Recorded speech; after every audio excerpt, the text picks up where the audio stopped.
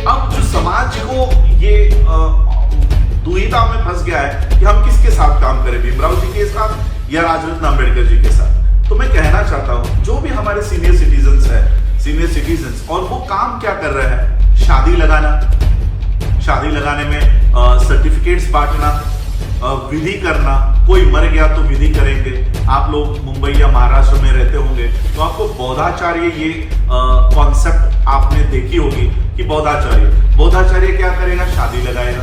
तो ये जो सीनियर सिटीजन्स है, भीमराव जी, मीराताई जी, चंद्रबोधि पाटिल जी, हरीश रावलिया जी, ये शादी लगाने के कामों में व्यस्त है। विश्व के सभी मेरे साथियों को राजरत्न अंबेडकर की ओर से जय भीम, नमो बुद्धाय।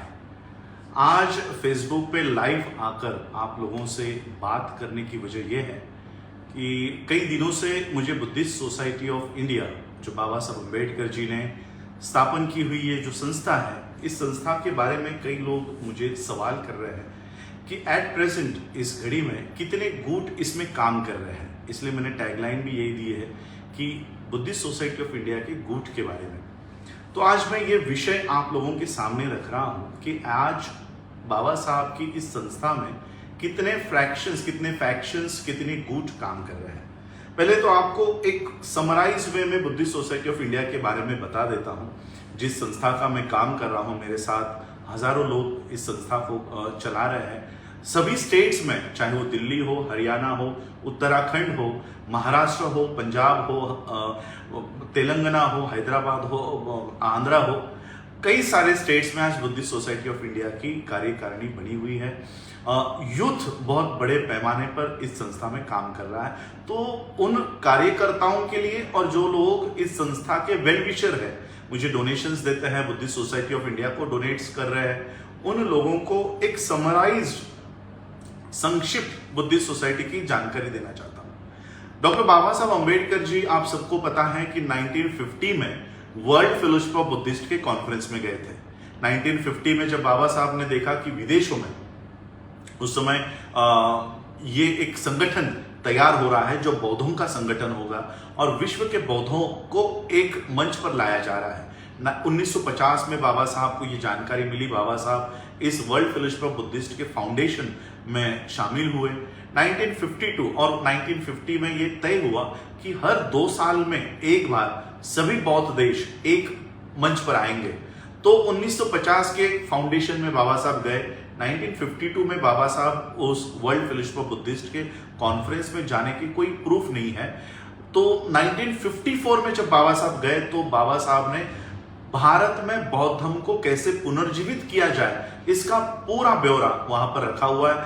ये स्पीच बहुत फेमस है, Buddhist movement in India a blueprint के नाम से ये स्पीच फेमस है। सभी जो अम्बेडकराइट्स है, बुद्धिस्ट है भारत में, वो इस स्पीच के ऊपर काम उन लोगों को करना चाहिए। तो 1954 में बाबा साहब गए और फिर 2 साल यानी 1956 बौद्ध धर्म की दीक्षा लेने के बाद बाबा साहब फिर यहाँ पर उनकी आखिरी कॉन्फ्रेंस के लिए गए। 54 के कॉन्फ्रेंस में जब बाबा साहब गए, तब बाबा साहब भारत में आने के बाद उन्होंने बुद्धिस्ट सोसाइटी ऑफ इंडिया, ये संस्था बाबा साहब अंबेडकर जी ने बनाई। बाबा साहब अंबेडकर जी ने ये संस्था बनाई और संस्था बनाने के हार्डली 1 साल 2-3 महीने के बाद ही बाबा साहब अंबेडकर जी का देहांत हो गया, महापरिनिर्वाण हो गया। और ये संस्था उस समय से जो खंडित होते आ रही है, वो 2015 तक ये खंडित रही। अनेक फ्रैक्शंस इसमें हुए। बाबा साहब के बाद भैया साहब अंबेडकर इस संस्था के चेयरमैन के रूप में, अध्यक्ष के रूप में उन्होंने काम किया, संस्था को चलाया। उनके देहांत के बाद भैया साहब अंबेडकर, यशवंतराव भीमराव अंबेडकर, बाबा साहब के सुपुत्र, इनके देहांत के बाद उनकी जो बहू है मीराताई अंबेडकर जी, उन्होंने दावा किया कि इनके पश्चात अब राष्ट्रीय अध्यक्ष के तौर पर उनका चयन किया जाए। और उसी समय चैरिटी कमिश्नर ने उनका जो चेंज रिपोर्ट है, उनकी अपॉइंटमेंट है, वो इलीगल घोषित की, वो इनवैलिड घोषित की। और तब से लेकर 2013 तक, 1977 से लेकर 2013 तक और 2015 सुप्रीम कोर्ट तक ये संस्था विवादास्पद रही। अनेक फ्रैक्शंस इसमें काम कर रहे थे और 2013 में हाई कोर्ट ने और 2015 में सुप्रीम कोर्ट ने इसकी जजमेंट देकर इसकी सारी समस्याएं जो है वो खत्म कर दी। एट प्रेजेंट जब ये संस्था के 2013 के और 15 के जजमेंट आए, उस समय इस ट्रस्ट के 7 ट्रस्टियों में से सिर्फ 2 ही ट्रस्टी जिंदा थे। एक थे अशोक मुकुंदराव अंबेडकर और एक थे पीजी ज्योतिकर। और इन दोनों ने जब देखा कि 5 ट्रस्टीज की पोस्ट खाली है, तब अशोक मुकुंदराव अंबेडकर इन्होंने उनका चेंज रिपोर्ट दायर किया, जिसमें 5 लोगों का उन्होंने चयन किया। और 2015 में पीजी ज्योतिकर इन्होंने अपना चेंज रिपोर्ट दायर किया, जिसमें उन्होंने उनके 5 लोग अपॉइंट किए। तो इन दोनों के 5 अशोक अंबेडकर जी के और 5 ज्योतिकर जी के ये दोनों चेंज रिपोर्ट आज भी पेंडिंग है। अशोक मुकुंदराव अंबेडकर जी के चेंज रिपोर्ट में मेरा नाम दर्ज है और इसलिए कानूनी तौर पर एक जीवित ट्रस्टी ने एक कमेटी गठित करके वो गए हैं, इसलिए आज कानूनन हम लोगों को अधिकार है। और उसी तरह से पीजी ज्योतिकर उनके जीवितपन में उन्होंने चेंज रिपोर्ट दायर किया है, जिन 5 लोगों को उन्होंने लिया है, तो उन्हें भी जब तक दोनों चेंज रिपोर्ट्स के ऊपर बहस नहीं होती और बहस होकर किसी एक को फाइनल नहीं किया जाता, तब तक दोनों को कानूनन अधिकार है। तो ये 2 फ्रैक्शंस है। तो आज लोगों को ये बताने के लिए मैंने ये वीडियो किया है कि लोग मुझे पूछ रहे हैं कि ये लोग भी बुद्धिस्ट सोसाइटी को क्लेम कर रहे हैं, आप भी क्लेम कर रहे हो, तो एक्चुअल काम कौन कर रहा है? Actual Buddhist society of India किसकी है, किसके पास है? तो मैं कहना चाहता हूं, आज जो ज्योतिकर जी, पीजी ज्योतिकर के बारे में आप लोग इंटरनेट पर सर्च कर लीजिए, उनका बैकग्राउंड क्या था, वो किस बैकग्राउंड से है, और आपको पता लगेगा। इंटरनेट पर अगर पीजी ज्योतिकर डालते हो तो टाइम्स ऑफ इंडिया की एक न्यूज उसमें रिफ्लेक्ट होती है और उसमें उनका उल्लेख, पीजी ज्योतिकर आज तो वो नहीं है हमारे बीच में, इसलिए उनके ऊपर कुछ टिप्पणी करना मैं अभद्र समझता हूं, लेकिन टाइम्स ऑफ इंडिया में उनका उल्लेख विश्व हिंदू परिषद के सीनियर मोस्ट लीडर के नाम पर होता है, पीजी ज्योतिकर। और उनके कई सारे आर्टिकल्स द ऑर्गेनाइजर्स में है, जिनका उनका उल्लेख आरएसएस के हेड सीनियर मोस्ट लीडर के तौर पर होता है। तो इन्होंने जाते जाते उनके विचारधारा के लोग इसमें घुसाए हैं, इसमें इस संस्था में दिए हैं। अशोक अंबेडकर जी ने 5 नाम दिए हैं। तो आज ये 2 फ्रैक्शंस काम कर रही हैं। तो कुछ लोगों को लगता है फिर मीराताई अंबेडकर जी का क्या हुआ? वो राष्ट्रीय अध्यक्ष हुआ करती थी, उनका क्या हुआ? भीमराव अंबेडकर जी राष्ट्रीय कार्याध्यक्ष लगाता है, वो कहां से है? तो ये जो फ्रैक्शन है मीराताई अंबेडकर जी का, भीमराव अंबेडकर जी का, ये 2013 और 15 के जजमेंट के अनुसार वो इनवैलिड घोषित हुआ। इनको बुद्धिस्ट सोसाइटी ऑफ इंडिया का नाम तक लगाने का अधिकार नहीं है, ऐसे सिटी सिविल कोर्ट ने जजमेंट पास की। ये जजमेंट पास होने के बाद मीराताई जी को, भीमराव जी को, हालांकि वो मेरे परिवार से ही है, मीराताई जी मेरी दादी लगेंगी, भीमराव जी मेरे चाचा हैं, तो कानूनन इनको बुद्धिस्ट सोसाइटी ऑफ इंडिया का नाम लगाने की भी रोक लगी हुई थी। और उनके ऊपर जो अशोक अंबेडकर जी ने केस फाइल की थी कि इनको अधिकार नहीं है, फिर भी ये जनता में इस संस्था के नाम से पैसे ले रहे हैं, शादियां लगा रहे हैं, सर्टिफिकेट्स इशू कर रहे हैं, तो इन्हें स्टॉप किया जाए। तो सिटी सिविल कोर्ट ने इनको मनाही करते हुए आज भी वो आदेश जारी है। जब इन्हें पता चला तो एट प्रेजेंट 3 गुट है, मीराताई अंबेडकर जी और भीमराव अंबेडकर जी का, और उनका जो 30 साल का संगठन है वो एक गुट, पीजी ज्योतिकर जी का एक गुट और अशोक अंबेडकर जी का एक गुट, जिसमें मैं रिप्रेजेंट कर रहा हूं। अब 2 या 6 महीने पहले एक न्यूज बहुत वायरल हुई कि बुद्धिस्ट सोसाइटी ऑफ इंडिया के सारे गुट इकट्ठा हो गए, अब कोई गुटबाजी नहीं है, अब सब एक होके काम कर रहे हैं। ये न्यूज आधी दिखाई गई। ये न्यूज पूरी ये है कि भीमराव अंबेडकर जी का जो गुट है और चंद्रबोधि पाटिल या पीजी ज्योतिकर जी का जो गुट है वो एक होकर काम कर रहे हैं। भीमराव जी अंबेडकर इसलिए काम कर रहे हैं क्योंकि उनको सिटी सिविल कोर्ट ने मनाही की है कि इस संस्था का नाम आप नहीं लगा सकते। तो इस नाम को लगाने के लिए, इस नाम का इस्तेमाल करने के लिए वो पीजी ज्योतिकर जी के लोगों का सहारा लेकर इस संस्था का नाम वो लगाना चाहते हैं। अब लोग मुझे पूछ रहे हैं कि हम किसके साथ काम करें।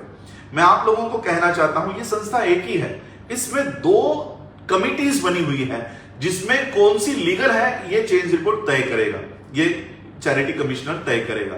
लेकिन अब समाज को किसके साथ काम करना है?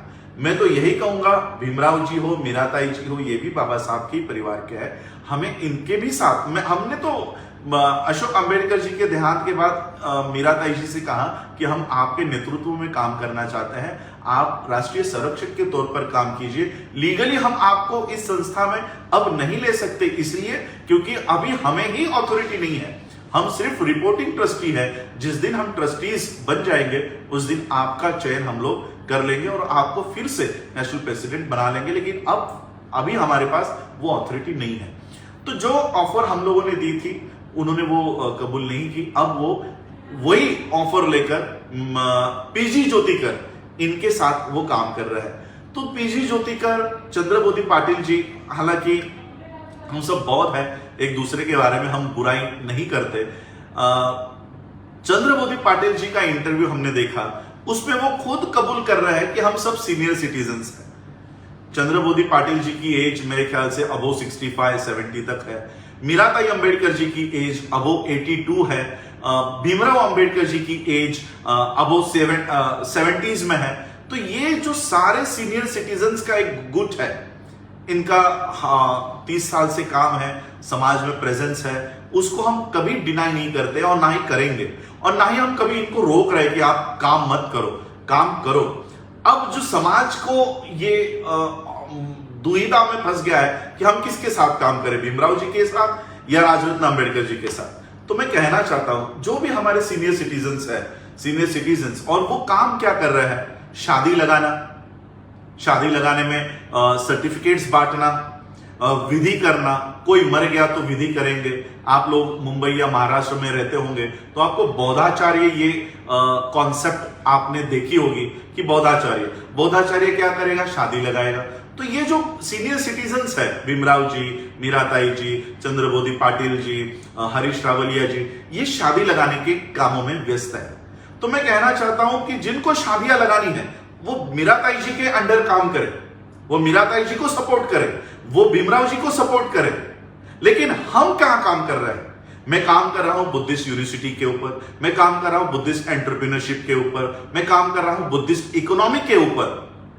अभी आप लोगों ने मेरा वीडियो देखा होगा, अभी पिछले संडे को हमने ठाणे डिस्ट्रिक्ट में डॉक्टर बाबा साहब अंबेडकर जी के नाम से इस महाराष्ट्र की नहीं, देश की पहले बौद्धों की बैंक की संरचना हमने की है, और वो जल्दी ही उसके 75 लाख रुपए हम सरकार को देकर इसका रजिस्ट्रेशन फाइनल कर रहे हैं, ताकि हमारी खुद की इकोनॉमी खड़ी रहे। सारस्वत ब्राह्मणों की एक बैंक है जो कोऑपरेटिव सोसाइटी के नाम पर खड़ी हुई, आज लाखों करोड़ों का उनका टर्नओवर है। 100 साल पहले एक छोटी सी कम्युनिटी अपनी बैंक तैयार करती है, आज नेशनल बैंक से भी ज्यादा व्यवहार उनका है। हम वो 3.5% के लोग उनकी नेशनलाइज बैंक हो गई, हम 20%, 21% ऑन एन एवरेज है, फिर भी हमारी इकोनॉमी नहीं है। तो मैं इकोनॉमी के ऊपर काम कर रहा हूं। हमारे बच्चों को आने वाले 1 महीने के अंदर हमारे बच्चों को नौकरियां, रोजगार, एम्प्लॉयमेंट देने की योजना हम बना रहे हैं। तो जो लोग एम्प्लॉयमेंट के लिए, एजुकेशन के लिए, इकोनॉमी के लिए काम करना चाहते हैं, वो जरूर हमारे साथ जरूर जुड़कर काम करें, इकोनॉमी के ऊपर काम करें। बाबा साहब ने जिस विजन से बुद्धिस्ट सोसाइटी ऑफ इंडिया बनाई है, उस विजन को अगर कोई पूरा करना चाहता है तो आप हमारे साथ जरूर जुड़कर काम करें। चंद्रबोधि पाटिल जी को हम विरोध नहीं कर रहे हैं। जिनको शादियां लगानी है, मैं तो कहता हूं चंद्रबोधि पाटिल जी को ही बुलाए, आप हरीश रावलिया जी को बुलाए, आप भीमराव जी को बुलाए। मीराताई जी अब थक गई है, उन्होंने बहुत काम किया, इस संस्था को जीवित रखने का काम किया। तो ये लोग जो बौद्धाचार्य तैयार कर रहे हैं, विधियां बना रहे हैं, रूढ़ी, परंपरा, धागे, दोरे, फल, तो मटका और पता नहीं क्या क्या विधियां लेकर ये चल रहे हैं, हम ऐसे बुद्धिज्म को नहीं फॉलो करते। बाबा साहब ने जो बुद्धिज्म हमें दिया है, तर्क के ऊपर आधारित, बुद्ध एंड हिज धम्मा में बाबा साहब ने खुद लिखा है कि बाबा साहब ने परंपरा के विरुद्ध में भी बात रखी। तो इसलिए हम लोगों को उस तरह का बुद्धिज्म हम लोग इस देश में खड़ा करना चाहते हैं। WFB world fellowship of Buddhist, जिसमें बाबा साहब ने ये संस्था बाबा साहब ने निर्माण की, उस वर्ल्ड फेलोशिप ऑफ बुद्धिस्ट के साथ मिलकर हम काम कर रहे हैं। वर्ल्ड की एजुकेशन हम इंडिया में ला रहे हैं, क्योंकि न्यू एजुकेशन पॉलिसी ने वर्ल्ड के दरवाजे खोले हैं, और अगर उसमें हम अपनी प्रतिनिधित्व रिप्रेजेंटेशन नहीं लेते तो हम पीछे छूट जाएंगे। इसलिए समाज को उस दायरे तक लेकर आने के लिए मैं काम कर रहा हूं। तो ये वीडियो मैं इसलिए बना रहा हूं कि हमारे कार्यकर्ता मीराताई जी का लेटर या भीमराव जी का लेटर या चंद्रबोधी जी का लेटर कि देखो वो काम कर रहे हैं, उन्हें काम करने दो। मैं तो हमेशा आप लोगों को, कार्यकर्ताओं को ये कहूंगा, किसी की लाइन मिटाओ मत, अपनी लाइन बड़ी करो, अपनी लाइन बड़ी करो, अपना काम बड़ा करो। उनका जो काम है, मेरा कंपटीशन मीराताई जी से, भीमराव जी से, चंद्रबोधी पाटिल से, हरीश रावलिया जी से, इनसे कभी हो ही नहीं सकता, क्योंकि ना तो मैं आपके पूजा विधि लगाने के लिए आने वाला हूं, ना तो मैं आप लोगों को कोई मरने के बाद आपके पूजा करने के लिए आने वाला हूं, ना तो कोई पैदा होने के बाद नामकरण के लिए आने वाला हूं। मैं ये सब काम नहीं करना चाहता और ना ही करने वाला हूं। मैं काम कर रहा हूं बुद्धिस्ट यूनिवर्सिटी के लिए, मैं काम कर रहा हूं बुद्धिस्ट बैंक के लिए, मैं काम कर रहा हूं सेल्फ एम्प्लॉयमेंट के लिए, एंटरप्रेन्योरशिप के लिए और बाबा साहब के कॉन्स्टिट्यूशन के लिए। तो ये हमारे काम है। जो इन कामों को साथ में करना चाहता है वो हमारे साथ जुड़कर काम करे। जिनको विधियां लगानी है, जिनको पूजा अर्चा करनी है, जिनको बौद्धाचार्य बनाना है, वहां पर शंकराचार्य होते हैं, हमारे बौद्धाचार्य होते हैं। यही काउंटर हम आज तक कर पाए हैं। इसलिए जिनको बौद्धाचार्य बनाने हैं वो ज्यादा से ज्यादा संख्या में मीराताई जी से जुड़े, भीमराव जी के साथ काम करें। जिनको शादियां लगानी है, मैं तो ये कहूंगा बौद्धों को अपनी शादी बाबा साहब ने जो एक्ट दिए हैं उन एक्ट के अनुसार रजिस्टर मैरिज करनी चाहिए। बाबा साहब ने कहा कि अपना खर्चा, अपना पैसा इन सारे चीजों पे वेस्ट मत करो, रजिस्टर मैरिज करके आप अपने, बाबा साहब ने कहा कि ऋण निकालकर सन यानी फेस्टिवल मत मनाओ। तो उस तरह से हम लोगों को अपनी शादियां करनी चाहिए। और मैं आज ये डिक्लेयर करता हूं, बुद्धिस्ट सोसाइटी ऑफ इंडिया का ट्रस्टी चेयरमैन और नेशनल प्रेसिडेंट होने के माध्यम से यह डिक्लेयर करता हूं, मीराताई जी के, भीमराव जी के, चंद्रबोधी पाटिल जी के यहां शादी लगाने के लिए 5,000 रुपया बौद्धाचार्य को देने पड़ते हैं, रजिस्ट्रेशन के लिए अलग से पैसे देने पड़ते हैं। और जब तक बौद्धाचार्य आकर शादी नहीं लगाता तब तक वो शादी वैलिड नहीं होती, या तो वो शादी नहीं होती। इसलिए मैं आज पूरे जिम्मेदारी से ये अनाउंस करता हूं, जो कोई अपनी शादी लगा सकता है वो शादियां लगाए। अपने, जिनको ये विधि, बाबा साहब ने किताब, छोटी सी किताब लिखी है, जिनको विधि करना आता है वो अपनी अपनी शादियां लगाए। नहीं लगा सकते, हमारे यहां से धम्मदूत हमने तैयार कर रखे हैं, एक भी रुपया उनको देने की जरूरत नहीं है। क्योंकि कुछ कंप्लेंट्स मेरे पास आई थी। एक हमारा एक बच्चा था जो लेबर वर्क करके शादी कर रहा था एक बौद्ध विहार में। उस विहार में शादी करने के लिए उससे 5,000 रुपए मांगे गए। उसने अपने शादी में जो फरसान होता है, चिवड़ा होता है, वो खाने के तौर पर रखा था। सोचिए, जो बंदा अपनी शादी अफोर्ड नहीं कर सकता वो बौद्धाचार्य की 5,000 रुपए की फीस कहां से लाए। इसलिए उस समय हमने निर्णय लिया कि हमारा एक भी बंदा किसी भी व्यक्ति से एक भी रुपया शादी लगाने के लिए, पूजा अर्चा करने के लिए नहीं लेगा। बल्कि मैं तो कहता हूं ये हमारा काम भी नहीं है। बाबा साहब ने हमें काम दिया है इस देश में एजुकेशन के लिए, हॉस्पिटल्स के लिए, प्रेस के लिए, तो हम वो काम कर रहे हैं। तो इसलिए मैं आज आप लोगों को ये लाइव बताना चाहता हूं कि ये दो गुट आज समाज में है।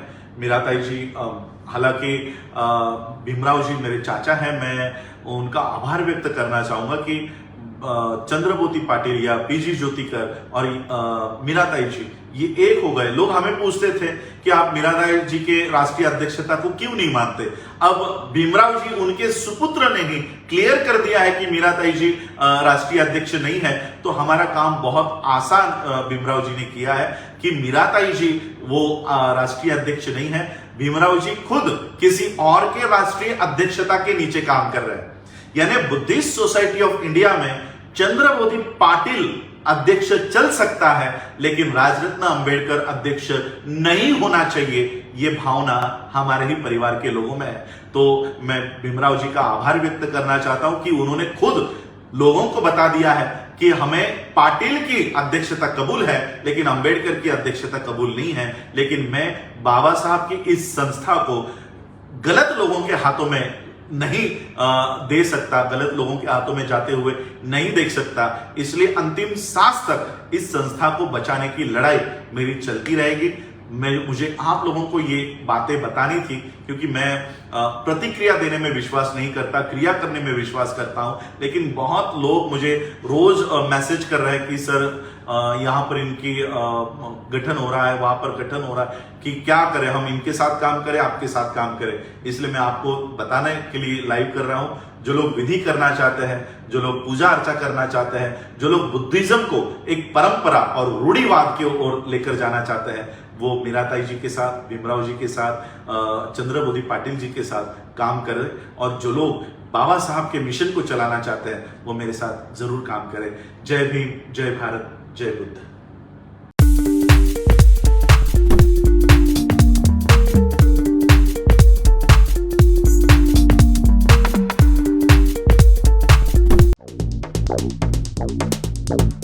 क्वालिटी मतलब हक नेचुरल, विश्वास मतलब हक नेचुरल। ऐसी ही क्वालिटी और विश्वास के साथ हक नेचुरल लेकर आया है केवल और केवल आपके लिए ऐसे प्रोडक्ट जो आपके जीवन में लाएंगे बदलाव, जिसमें शैम्पू, आंवला hair oil, conditioner, bath soap ऐसे 10 प्रोडक्ट का एक बड़ा कॉम्बो पैक, जिनकी कीमत है मात्र 1374 रूपए। मगर कंपनी आपके फायदे और प्रचार के लिए आपको दे रही है केवल और केवल 1100 रूपए में। जी हाँ, केवल 1100 रूपए में। और इतना ही नहीं, कंपनी इसके साथ आपको दे रही है एक फेशियल किट बिल्कुल फ्री, जिसकी कीमत है 895, जो आपके चेहरे पर लाएगी सुंदर और नेचुरल निखार। तो आज ही ऑर्डर करें और अपने हक के साथ हक से मांगे हक प्रोडक्ट।